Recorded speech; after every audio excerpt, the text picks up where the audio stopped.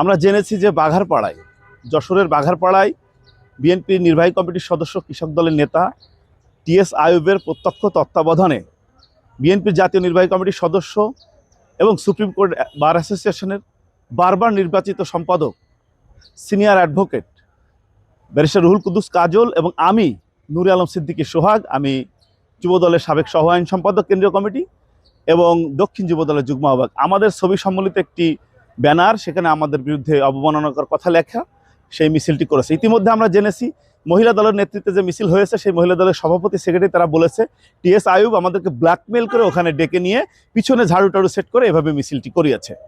তো মূলত বিষয়টা হচ্ছে এখানে টিএস আইয়ুব গত নির্বাচনে তিনি মনোনয়ন প্রত্যাশী ছিলেন। লিলি আল্ট্রাসফট সিরাম জেল, যা গভীর থেকে স্কিনে দেয় 3 গুণ সিরাম হাইড্রেশন। সিরাম জেল হাইড্রেশনে ব্রাইট থাকো সব সিজনে। মতিয়ার রহমান ফরাজি ছিলেন এবং আমি নূরে আলম সিদ্দিকী সোহাগ, আমিও মনোনয়ন প্রত্যাশী ছিলাম। কিন্তু টিএস আইয়ুব ঢাকা ব্যাংকে $36 লাখ এলসি জালিয়াতির মামলায় তার বিরুদ্ধে মামলা আছে, দুদকের মানি লন্ডারিং মামলা এবং অর্থ ঋণ আদালতের মামলা, এবং তিনি বাংলাদেশ ব্যাংকে ঋণ খেলাপি হিসেবে লিস্টেড। এই মামলায় ব্যারিস্টার রুহুল কুদ্দুস কাজল ঢাকা ব্যাংকের হয়ে তিনি লড়েছেন। জনাব মির্জা আব্বাস বিএনপি স্থায়ী কমিটির সদস্য এবং মাননীয় প্রধানমন্ত্রীর উপদেষ্টা, তার ইনস্ট্রাকশনে তার ব্যাংকের হয়ে তিনি লড়েছেন। এটাই হচ্ছে ব্যারিস্টার রুহুল কুদ্দুস কাজলের অপরাধ, এবং আমার অপরাধ আমি ব্যারিস্টার রুহুল কুদ্দুস কাজলের জুনিয়র এবং আমি ওখানে মনোনয়ন প্রত্যাশী ছিলাম। এটা অত্যন্ত দুঃখজনক, এবং এ ধরনের তিনি আরও মিথ্যা প্রোপাগান্ডা ছড়িয়ে সামাজিক যোগাযোগ মাধ্যমে তিনি ছড়াচ্ছেন।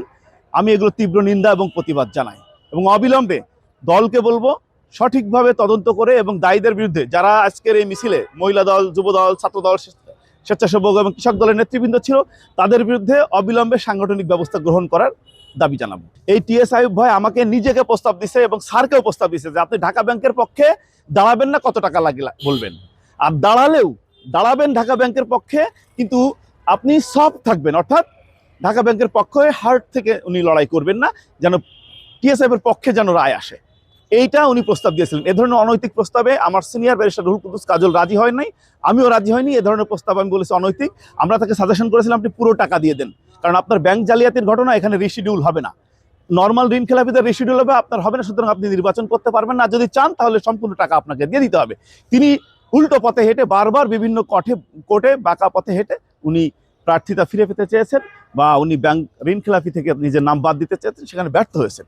সে কারণে আজকে তিনি প্রতিহিংসার বশবর্তী এটা করছেন।